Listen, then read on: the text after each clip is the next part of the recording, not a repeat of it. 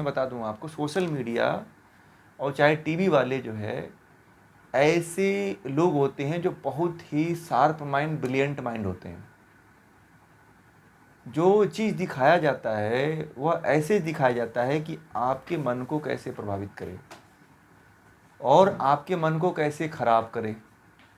ये पूरी तरह से जो है उनकी पूरा एक योजना, बहुत बड़ी उनकी योजना होती है और उस योजना को हमको नहीं पता होता है कि हमें क्यों दिखा रहे हैं ये लोग। जब आप जाएंगे तो उसको बनाने में वो लोग 5 करोड़ रुपए खर्च करते हैं 5 मिनट के वीडियो को बनाने में। और आप समझते हो कि ये 5 मिनट का है और देखने में क्या है, चलो देख ही लेते हैं।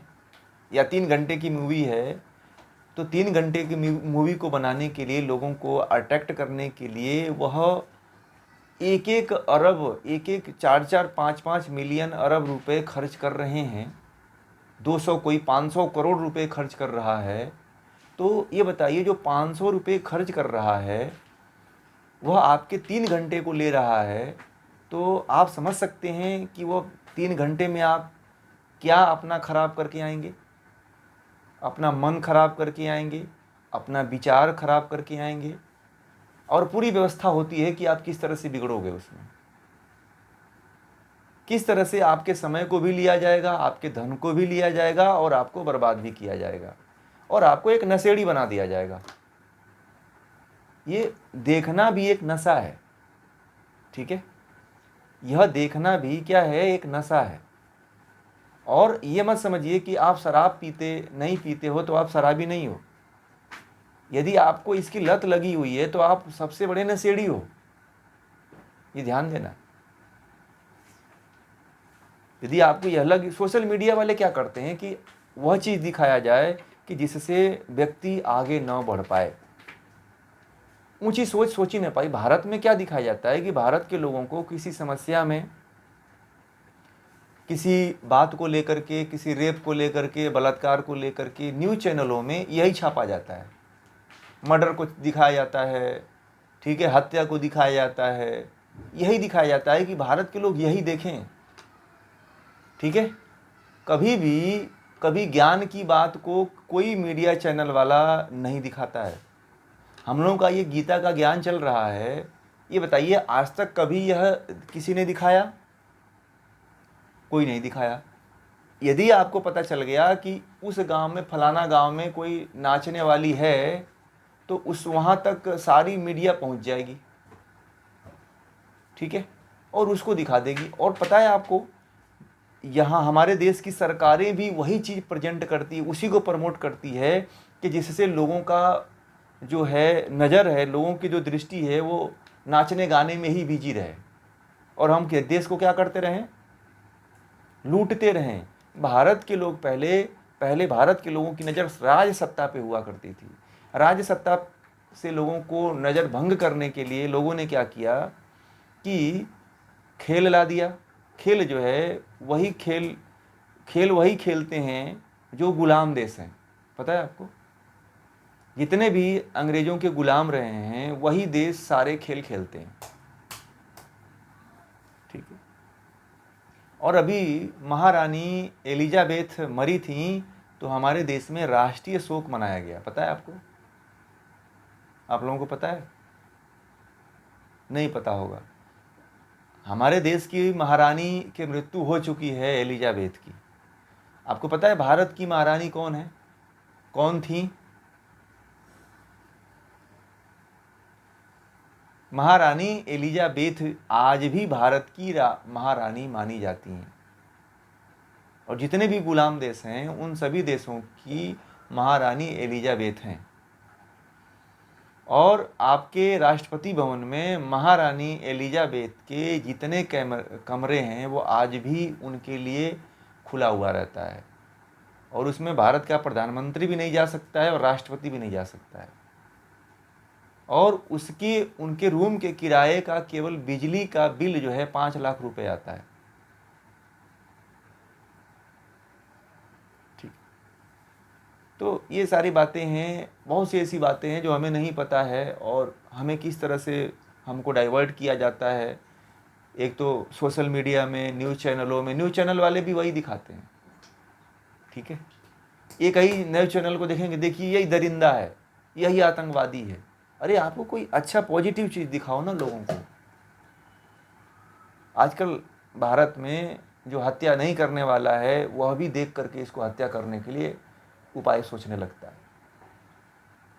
हमारे साथ इतना छल होता है, हमारे साथ इतना डाइवर्ट हमको किया जाता है कि हमें पता नहीं है। जो लूटने वाला है, जो मज़ा लेने वाला है, खूब लेता है।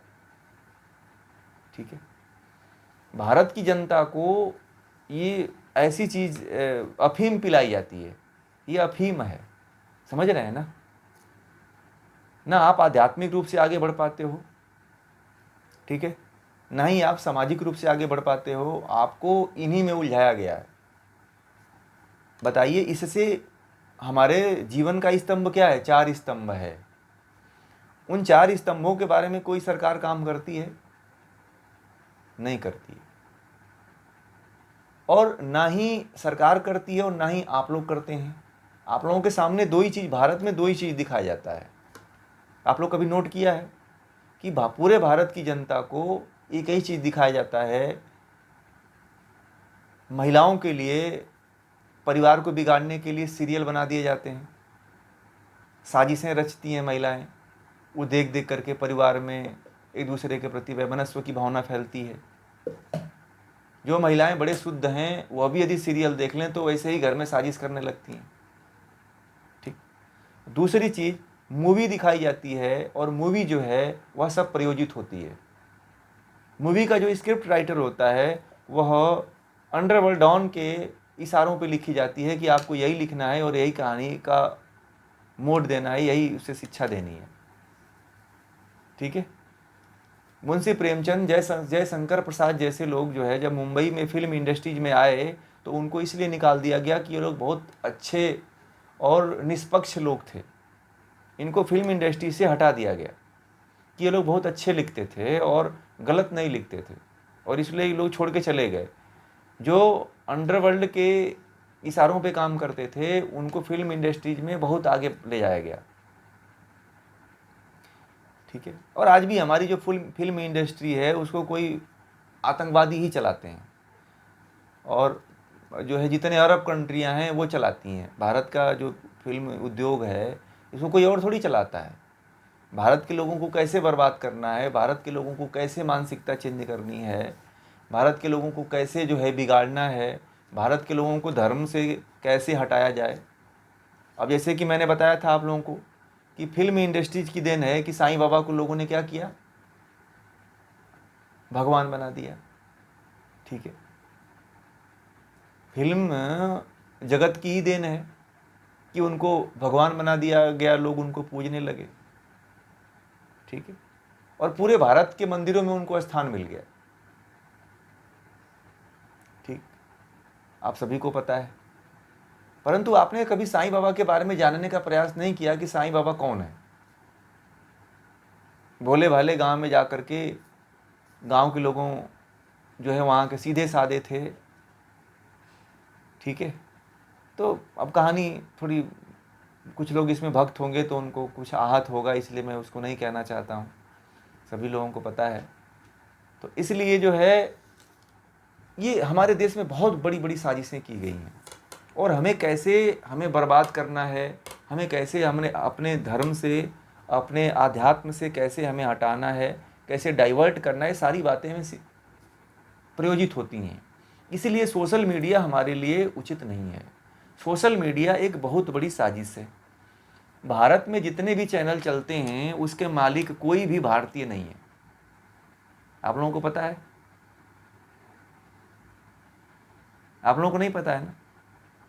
ये सारे चैनलों के मालिक जो है अरब कंट्री के लोग हैं और ईसाई यूरोप देशों के लोग हैं। ठीक है, भारत में कोई भी चैनल जो चलता है, चाहे न्यूज़ चैनल हो चाहे टीवी के चैनल हो, वो सारे चैनलों के मालिक कौन है? यहाँ पे उनको डायरेक्टर बना दिया गया है, संपादक बना दिया गया है, मुख्य बना दिया गया है, परंतु उसका संचालन कौन करता है? वही करते हैं। भारत का चैनल अगर होता तो भारतीय संस्कृति को दिखाता, भारतीय अध्यात्म की बात करता, भारतीय ज्ञान की बात करता, भारतीय परंपरा की बात करता। आप देखो कि कोई चैनल भारतीय ज्ञान और परंपरा की बात करता है? कभी कोई गीता की बात करता है? कभी कोई रामायण की बात करता है? कभी कोई शिवाजी की बात करता है? कभी हमारे देश के भगत सिंह, चंद्रशेखर आजाद की बात करता है? कोई नहीं करता है। तो ये क्या है? ये भारत है क्या? ये भारत के लोग नहीं हैं। केवल हमें काम वही करते हैं, केवल भारतीय लोगों का कपड़ा पहना के बैठाया गया उनको चैनलों पे। तो ये बहुत बड़ी, तो इसीलिए हम सबसे लड़ नहीं सकते हैं। मैं इसीलिए आप लोगों से कहता हूं कि उन लोगों से आप लड़ नहीं सकते हो, वो बहुत बड़े लोग हैं, ठीक है। और आपको वो लोग, यदि लड़ोगे तो आप आगे नहीं बढ़ पाओगे। इसीलिए एक ही उपाय बचता है कि आप उनको देखो ही मत। आप क्यों समय देना चाहते हो उनको भाई? वो अपना बना कर कुछ भी दिखाएं, हम देखेंगे ही नहीं, हमें अपने काम से काम रखेंगे। जैसे मंजू जी ने 5 साल हो गया उन्होंने छोड़ दिया, तो उनके घर में कोई बहुत बड़ा पहाड़ तो नहीं गिर गया ना छोड़ने के बाद, है? मुझे 15 से 20 साल हो गया, 15 से 20 साल हो गया, मैं बता रहा हूँ, मैं नहीं देखा। मैं देखता था, मैं भी पहले देखा हूँ, ऐसी बात नहीं है, मैं भी देखा हूँ। परंतु आदमी को कहा जाता है कि आदमी गलती का पुतला है, परंतु आदमी सुधरता भी तो है। जब मुझे ज्ञान हुआ इस चीज़ का, इन सारी चीज़ों का जब ज्ञान हुआ, तो उसी दिन से मैंने त्याग दिया सारी चीज़ें। तो क्या मुझे जानकारी देश विदेश की नहीं रहती है ना? अब बताइए, कोई न्यूज़ चैनल दिखा के क्या करेगा भाई? जानकारी ले लीजिए ना कि बस क्या हुआ, अंत क्या हुआ इसका, फाइनली बस जान जाइए किसी भी चीज़ के बारे में कि ये घटना घटित हुई, बस। अब उसको 1-1 घंटा उसी घटना के बारे में पूरी तरह से डूबोगे तो आपका ब्रेन क्या कहेगा? पूरा संस्कार बना लेगा उसी चीज़ का, पूरा वही संस्कार आपके माइंड में चलेगा कि ऐसे हुआ, इस तरह से हुआ। जानकारी बस रखिए, सावधान रहिए बस, ठीक है। उसमें उलझिए मत, अंत तक मत जाइए, क्योंकि आपका ही इससे नुकसान है, ठीक है। इस बात को आप लोग समझिए कि आपके समय को, धन को ये पूरी तरह से लूटने का पूरा साजिश रची जा रही है। समय बड़ा कीमती है, आपको भेड़ बकरियों की तरह समझ करके लोग यूज करते हैं। आप भेड़ बकरी हो क्या? बताओ, आप जानवर हो, आप लोग एक इंसान हो ना। तो जब हमारे कोई जीवन को नहीं समझता है तो हम क्यों उनको समझें? नहीं समझेंगे ना। इसलिए आप लोग इस चीज़ को बहुत गहराई से सोचिएगा। मेरी बात को अभी विश्वास मत करिएगा, पहले आप इस पर चिंतन करिएगा। यदि मेरी बातें सत्य होती हैं तो आप अपने जीवन में परिवर्तन करिएगा, ठीक है। ऐसा नहीं कि मैंने कह दिया तो आप उसे स्वीकार कर लीजिए, नहीं।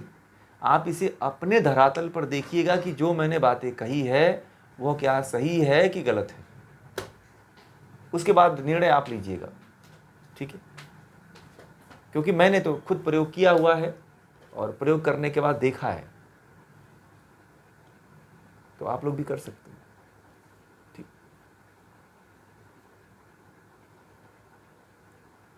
समझ में आ गया अंजना जी?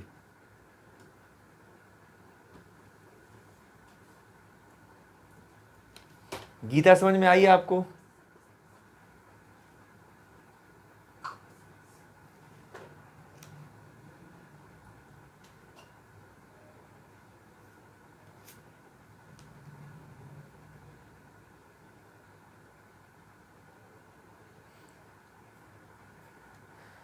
हाँ, आप लोग जो जुड़ रहे हैं ना, 2 लोग कल जुड़े थे, तो कल हम आपको गीता दे देंगे, पूरा प्लेलिस्ट जो है आप उनका, वो गीता आप लोग पूरा शुरू से एक बार जब समय मिले आपको, तो उसमें से एक वीडियो सुनते रहिएगा, ठीक है ना। यूट्यूब पे सब पड़ी हुई है, तो जब आपको समय मिले तो आप उसको सुनते रहिएगा मोबाइल में, जब भी आपको समय मिले, तो ज़्यादा समझ में आ जाएगी पीछे की जो अध्याय छूटे हुए हैं। तो आप उसको सुन लीजिए और इसको अटेंड करते रहिए, तो आपको जानकारी और गहराई में हो जाएगी, है ना। हाँ, है ना। तो तो इस तरह से मैं सुनील जी को भेज दूंगा, आप दोनों लोगों को भेज दीजिएगा, है ना। नंबर हमारे पास तो नहीं है। बाकी आप खुद जुड़िए, अपने अन्य जो लोग हैं उनको भी जोड़िए। ये तो ज्ञान का विषय है और ज्ञान मिल रहा है तो लेना चाहिए। हमने बहुत से समय फालतू में बिताया है, परंतु अच्छे चीज़ के लिए मिल रहा है तो उपयोग करना चाहिए, है ना। और कोई प्रश्न है? चलिए, तो इस सत्र को फिर यहीं पूरा। जी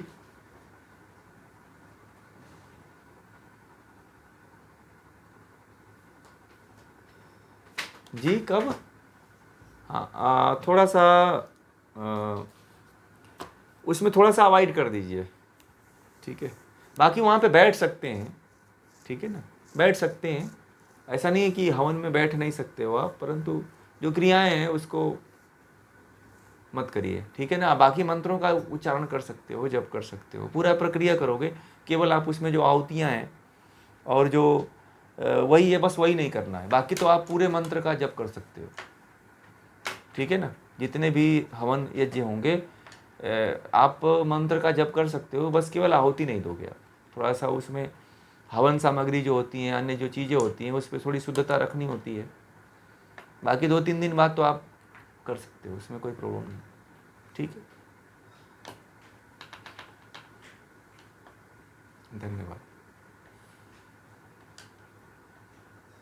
ठीक है ना।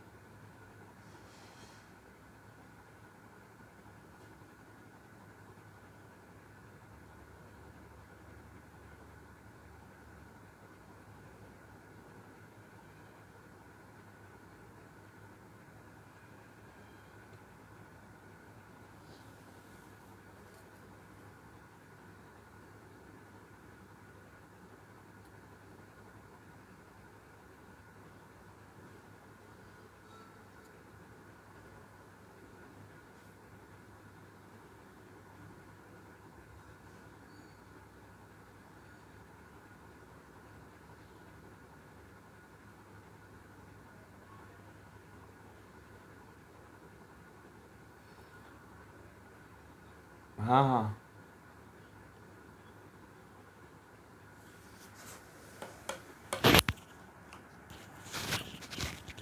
अच्छा अच्छा, जी जी जी, मैं बता रहा हूँ। देखिए, जब तक आपको नहीं पता था कि आहार क्या सही है क्या गलत है, तब तक आप चलो लेते थे, अज्ञानता में लेते थे, है ना। और अज्ञानता में हर कोई लेता है। परंतु जब व्यक्ति को ज्ञान हो जाए कि परमात्मा ने हमारे लिए बहुत से ऐसे सब्जियां बनाई हैं, दाल बनाए हैं, चावल बनाए हैं, तो यह उन लोगों के लिए थी और उन लोगों के लिए है। जैसे शेर है, तो शेर अन्न न उगा सकता है, ना ही वो फसल उगा सकता है, ना उसके हाथ होते हैं, ना पैर होते हैं। कोई भी दुनिया का जानवर है, वह कार्य नहीं कर सकता है जो मनुष्य कर सकता है। तो मनुष्य के लिए परमात्मा ने जब सृष्टि की रचना हुई तो अनाज से ले अन्न की उत्पत्ति किया, सबसे पहले अन्न की उत्पत्ति किया और कहा कि इस अन्न से ही मनुष्य का जीवन चलेगा, ठीक है। और मनुष्य अन्न को ब्रह्म कहा गया है। अन्न को क्या कहा गया है? ब्रह्म कहा गया है। तो जितने भी फल हैं, सब्जियां हैं, दूध हैं या अनाज हैं, वह मनुष्य को वही खाना चाहिए।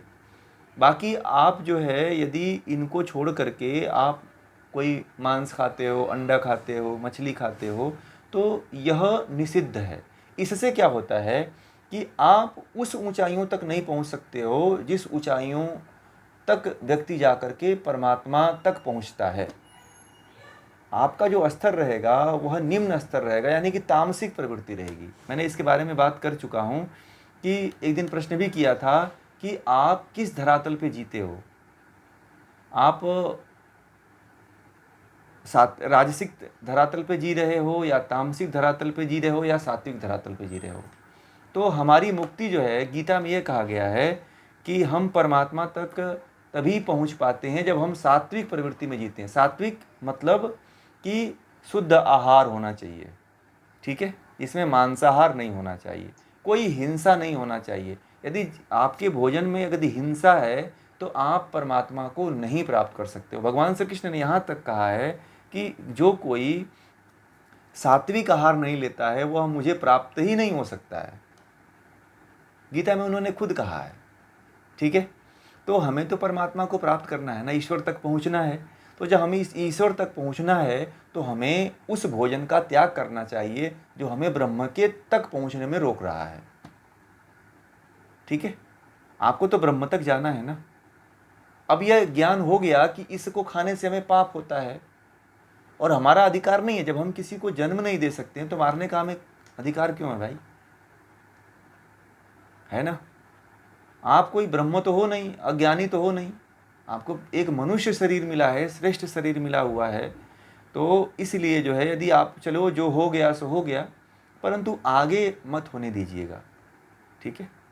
और जीवन में परिवर्तन सबसे बड़ा लक्ष्य रखिएगा कि जीवन में परिवर्तन करना है। जो भी हुआ उसको हमें नहीं करना है। अब आगे से जो है हमें सात्विक जीवन जीना है, सही जीवन जीना है, ठीक है। जब आप यह करेंगे ना तो देखिएगा आपके अंदर इतना बड़ा बदलाव होगा, इतना बड़ा बदलाव होगा कि आप इसकी कल्पना नहीं करोगे आप। क्योंकि जितनी सात्विक जो है शक्तियां हैं वह आपके तरफ तभी आती हैं, ठीक है। जैसे कि कोई कहते हैं कि हम परमात्मा को याद करते हैं परंतु नहीं पहुंच पाते हैं।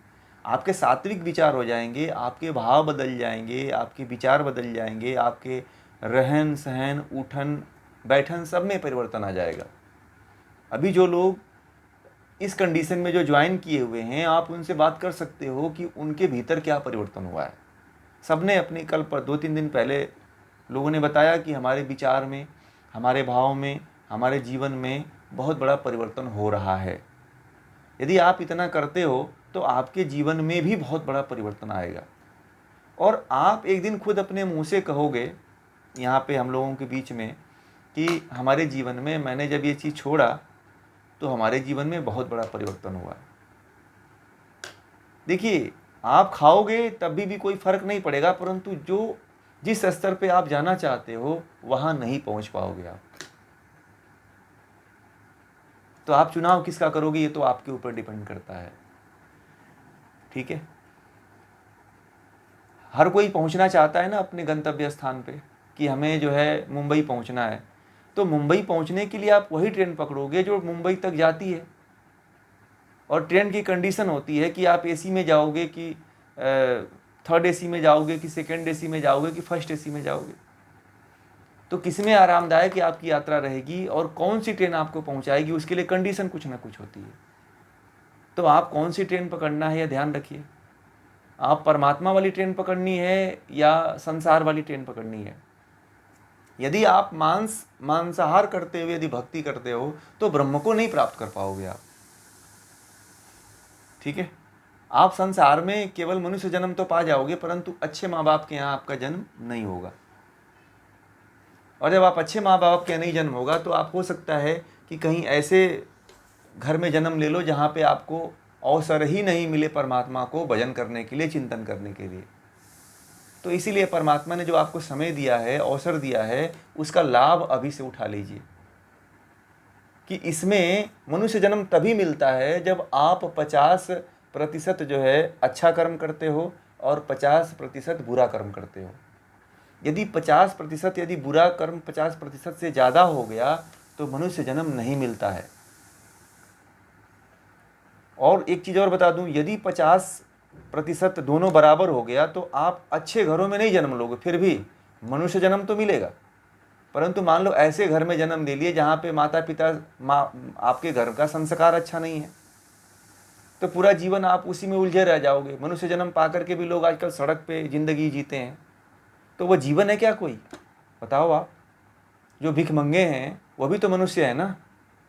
परंतु क्या उन्होंने अपने जीवन में कुछ हासिल किया? नहीं हासिल किया ना, वो तो बस मरने की खोज में लगे हुए हैं, कब मर जाएं हम। तो क्या आप ऐसा जीवन जीना चाहते हैं? बताइए। जब आप ऐसा जीवन नहीं जीना चाहते हैं तो आपके पास अभी समय है कि आप अच्छा कर्म कर लीजिए, कि 50% से बढ़ा करके आप 70% कर्म को अच्छा कर दीजिए, पुण्य कमाइए। पुण्य को 80% बढ़ाइए कि आप किसी अच्छे घर में जन्म ले सकें, जहाँ पे आपको ज्ञान मिल सके, जहाँ पे अच्छे माता पिता मिल सकें, जहाँ पे आपको ज्ञान दे करके आपको इस योग्य बना दें कि आप परमात्मा तक पहुँच जाएं। आपको अच्छा गुरु मिल जाए, आपको अच्छा आचार्य मिल जाए।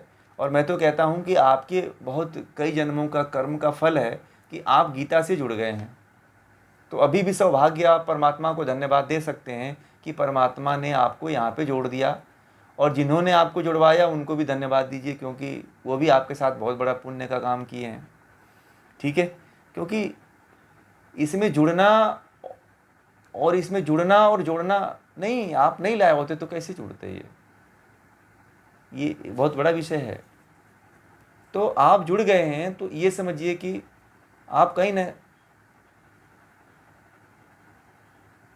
अच्छा अच्छा, 15 साल बाद आए हैं।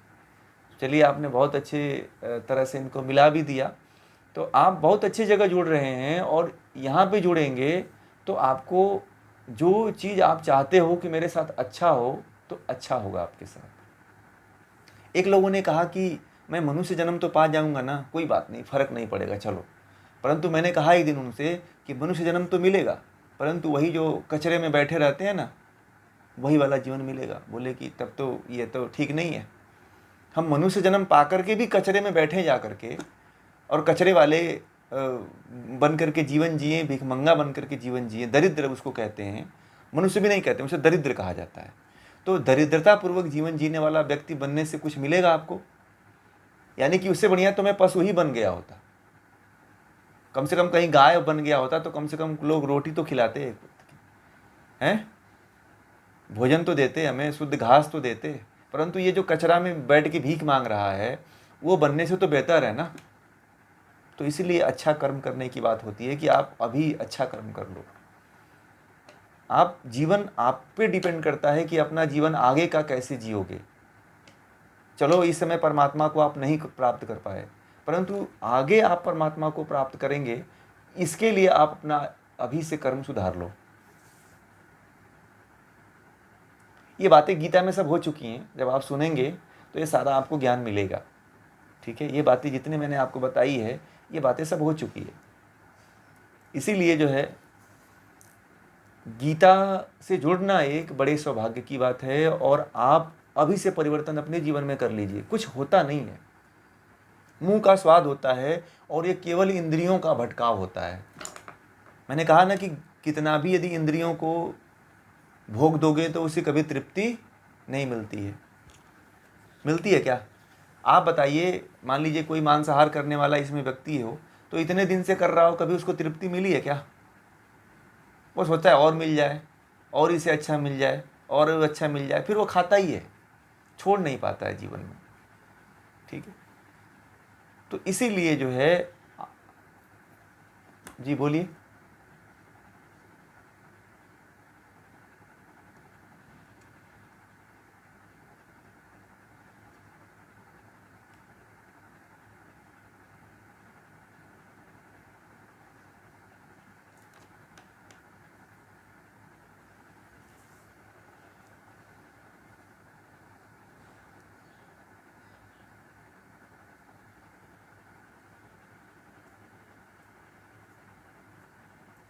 एक चीज़ आपको, एक चीज़ और बता दूं, बहुत अच्छी बात आपने कहा, उसको ध्यान से सुनिएगा।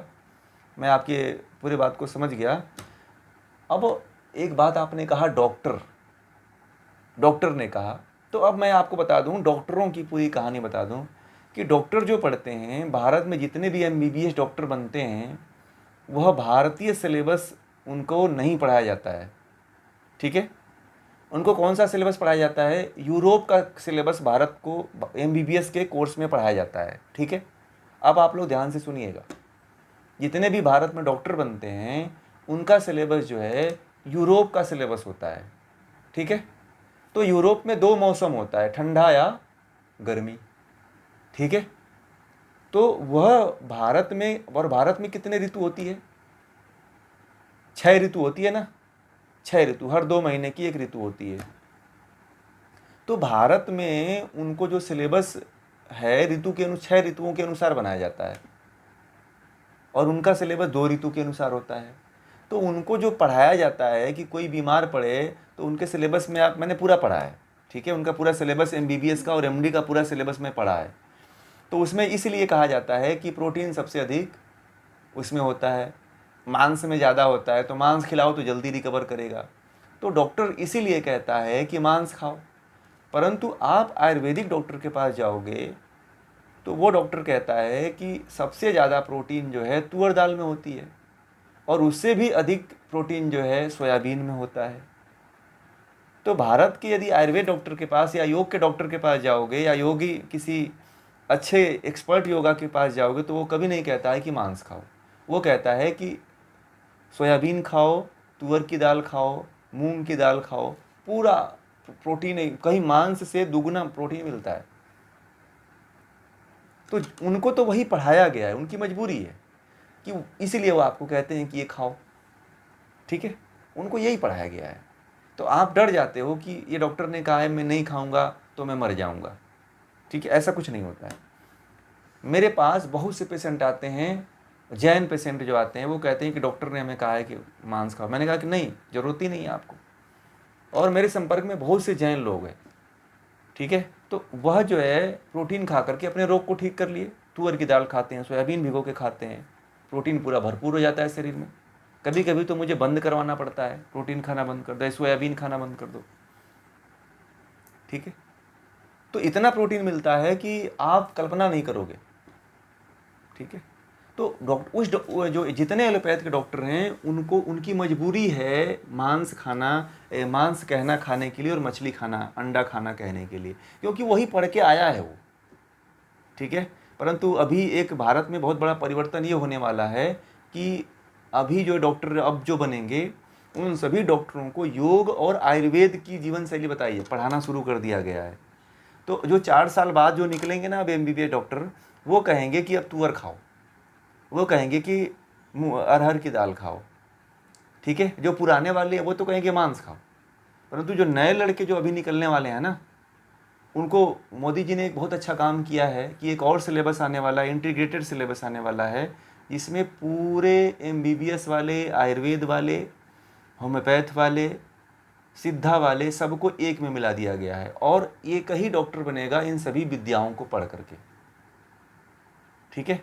वो MBBS की भी दवा लिखेगा, आयुर्वेद की भी दवा लिखेगा, होम्योपैथ की भी दवा लिखेगा, सब दवाएं कॉम्बिनेट करके देगा, ठीक है।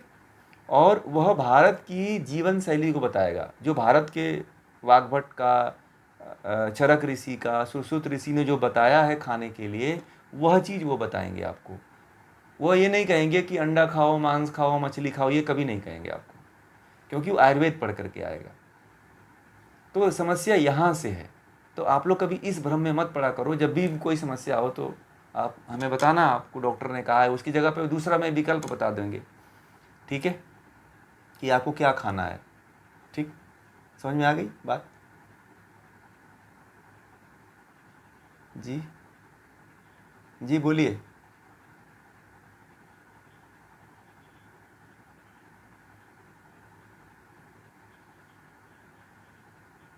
हाँ हाँ हाँ, केरल में वेजिटेरियन रहा वो, हाँ वेजिटेरियन, हाँ हाँ हाँ हाँ। पूरा वो मंदिर का प्रसाद ही खा करके जिया है, उसके बारे में हाँ, तो मंदिर का प्रसाद खा करके ही वो जिया है। तो ऐसे ही आप लोग भी जीवन जिए, ठीक है। और सभी लोग शाकाहारी बने, मैं तो यही चाहता हूँ कि हमको परमात्मा ने सब कुछ खाने के लिए दिया है, तो हमें शाकाहार को अपने जीवन में अपनाना चाहिए, ठीक है। किसी जीव को हम जीवन नहीं दे सकते हैं तो मारने का हमें कोई हक नहीं है, ठीक, ठीक है ना। तो